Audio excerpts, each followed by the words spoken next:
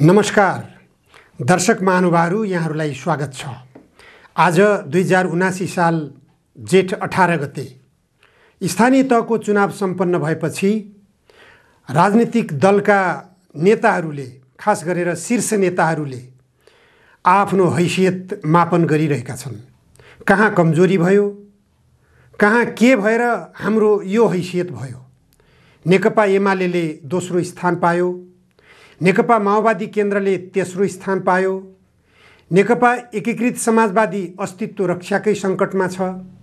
उले चित्त बुझाइरहेको छ, हामी त विद्रोह गरेर आएका हौं, भर्खर भर्खर संगठनको निर्माणमा छौं, त्यसकारण हाम्रो हैसियत कमजोर हुनु स्वाभाविक हो। नेकपा एकीकृत समाजवादीले चित्त बुझाउने बाटो यो देखिएको छ। नेकपा एमालेले पनि चित्त बुझाइरहेको छ। दोस्रो हैसियत भए पनि नेकपा एमाले जनमतको आधारमा पहिलो स्थानमा छ। नेपाली कांग्रेसले धेरै सिटहरुमा विजय हासिल गरेको भए पनि नेकपा एमालेको जति मत पाउन सकेको छैन भनेर नेकपा एमालेले पनि चित्त बुझाइरहेको छ। यता नेकपा माओवादी केन्द्रले गठबन्धन नगरेको भए नेकपा माओवादी केन्द्रको हैसियत अहिलेको जस्तो हुने थिएन, अर्थात् यो तेस्रो हैसियतमा, यति बलियो हैसियतमा नेकपा माओवादी केन्द्र पुग्ने थिएन भनेर आफ्नो विश्लेषण गरिरहेको छ। तर नेपाली कांग्रेस मक्ख छ। गठबन्धन नगरेको भए नेपाली कांग्रेस पहिलो स्थानमा रहने थिएन। त्यसकारण आगामी संसदको र प्रदेश सभाको निर्वाचनमा पनि गठबन्धन अपरिहार्य छ, गठबन्धनलाई निरन्तरता दिनुपर्छ भन्ने नेपाली कांग्रेसको दृष्टिकोण आइरहेको छ। तर भित्रभित्रै वामपन्थी आवरणका राजनीतिक दलहरुमा भनौं पार्टी विभाजन गर्नु ठूलो गल्ती भयो। त्यही गल्तीको कारण अहिले नेपाली कांग्रेसलाई पहिलो नम्बरमा पुग्ने बाटो खुल्यो भन्ने विश्लेषण भइरहेको छ।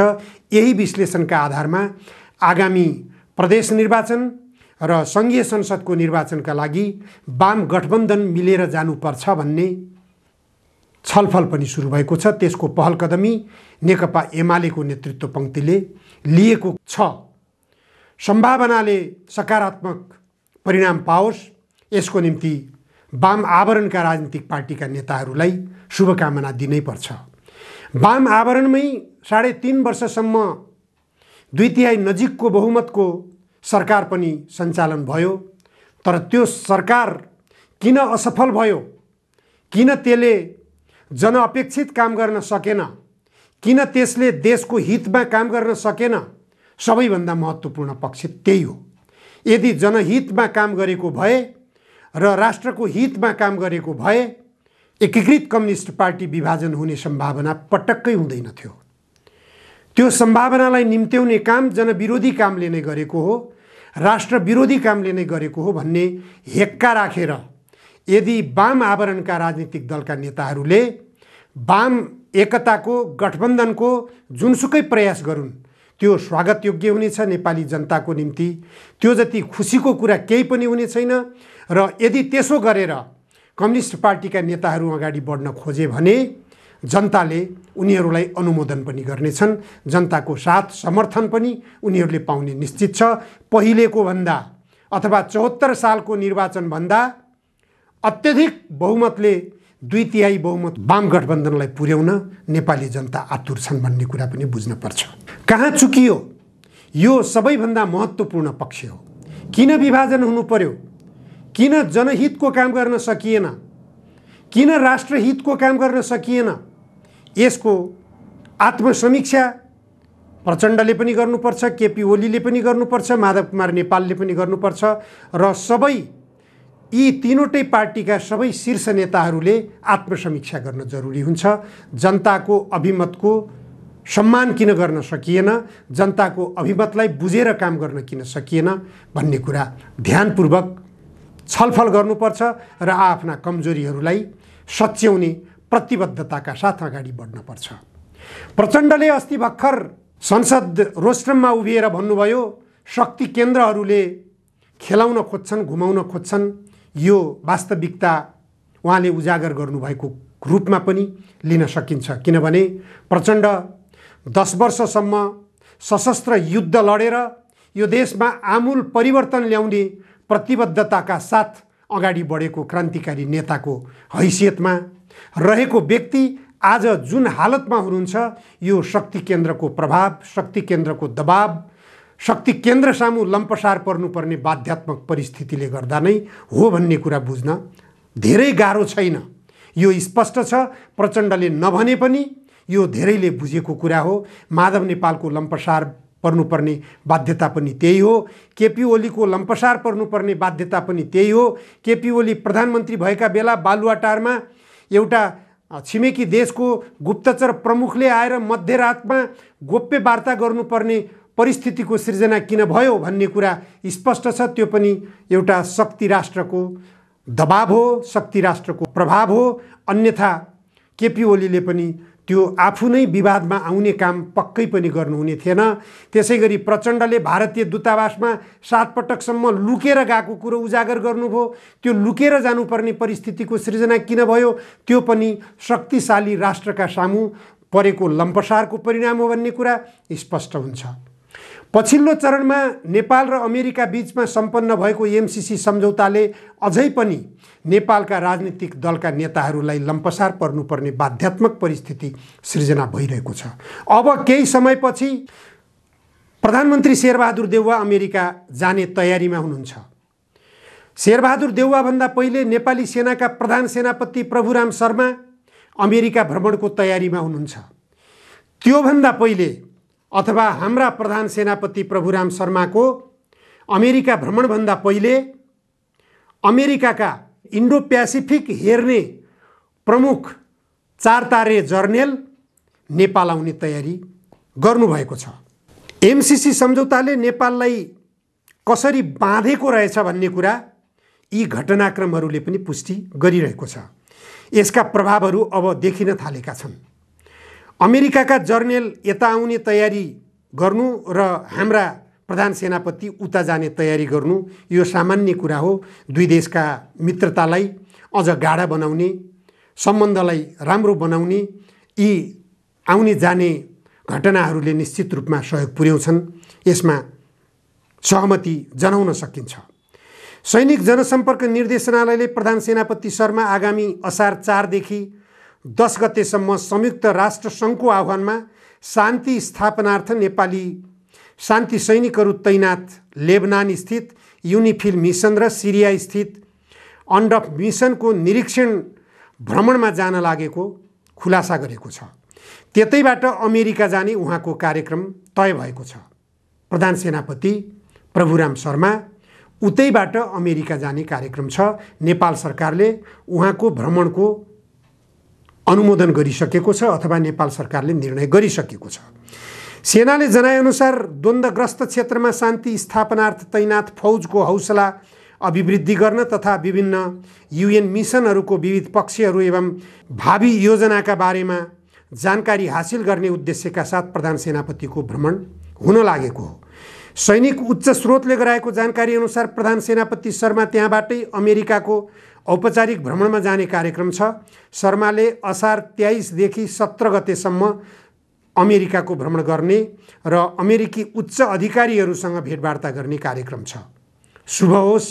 नेपालको हितमा नेपालका प्रधान सेनापतिले पक्कै पनि संवाद गर्नुहुनेछ। नेपालको अहितमा उहाँले संवाद गर्नुहोला भनेर आशंका नगरिहालौँ।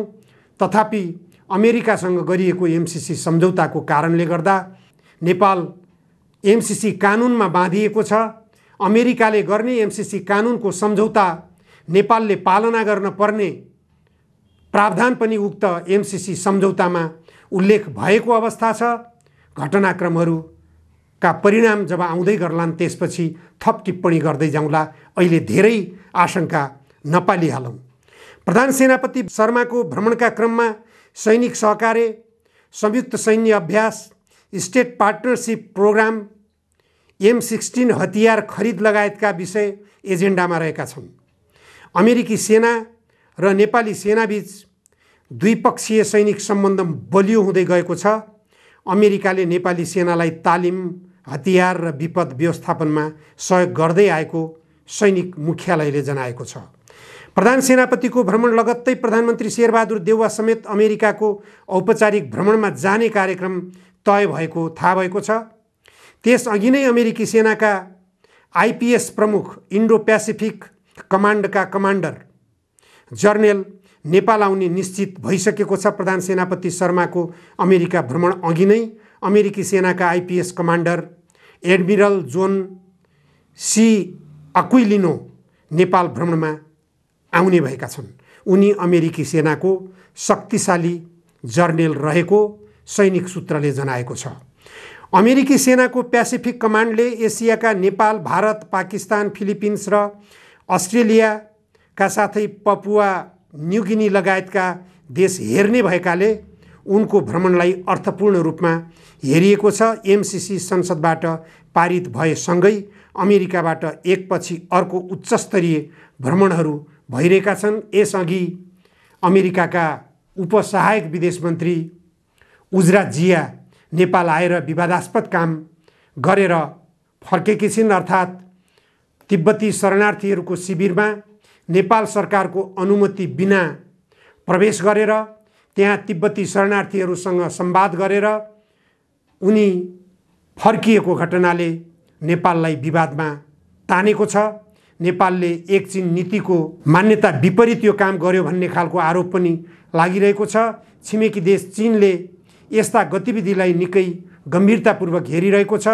छिमेकी देश चीनले हिमाल पारी आफ्नो सैन्य शक्तिलाई बलियो बनाएका खबरहरू पनि बराबर आउने गरिरहेका छन्। ग्लोबल टाइम्सले यस्ता खबरहरू बराबर प्रकाशन गर्दै आएको छ। ग्लोबल टाइम्स भनेको चीन सरकारको मुखपत्र हो। त्यो मुखपत्रले लेखेका कुराहरू झुट हुँदैनन्। ती समाचारहरूमा सत्यता हुन्छन्। ती सत्य समाचारहरूतर्फ पनि नेपाल सरकारको गम्भीरतापूर्वक ध्यान जान जरुरी छ। नेपालका कम्युनिस्ट पार्टीहरू एक ढिक्का हुने हो भने, यी पार्टीहरू एकीकृत हुने हो भने त्यो एकीकरणको आधार यही बन्नुपर्छ। यही भन्नाले राष्ट्रियताको सम्वर्धन। राष्ट्रियताको सम्वर्धन, जनजीविकाको स्तर माथि उठाउने प्रतिबद्धता, यी दुईवटा कुराहरू कम्युनिस्ट आवरणका नेताहरूले प्रतिबद्धता व्यक्त गर्ने हो भने नेपालका कम्युनिस्ट नेताहरूमा, नेपालका कम्युनिस्ट पार्टीहरूमा एकताको सम्भावना छ। राष्ट्रियतालाई साझा एजेन्डा बनाऊ, जनजीविकालाई माथि उठाउने, देशमा रोजगारी सृजना गर्ने, कृषि उत्पादन वृद्धि गर्ने, देशलाई औद्योगिकरण गर्ने, निर्यात बढाउने, आयात घटाउने, आत्मनिर्भर अर्थतन्त्रको विकास गर्ने, यी साझा एजेन्डाहरू बनाउने हो भने वाम एकताको, वाम गठबन्धनको आवश्यकता छ। होइन लम्पसारवादी प्रवृत्ति हो भने अझै टुक्रा टुक्रा भएर, छिन्न भिन्न भएर वाम आवरणका पार्टीहरू समाप्त भए पनि जनतालाई केही फरक पर्ने छैन। हस्, आजलाई यति मात्र। धन्यवाद।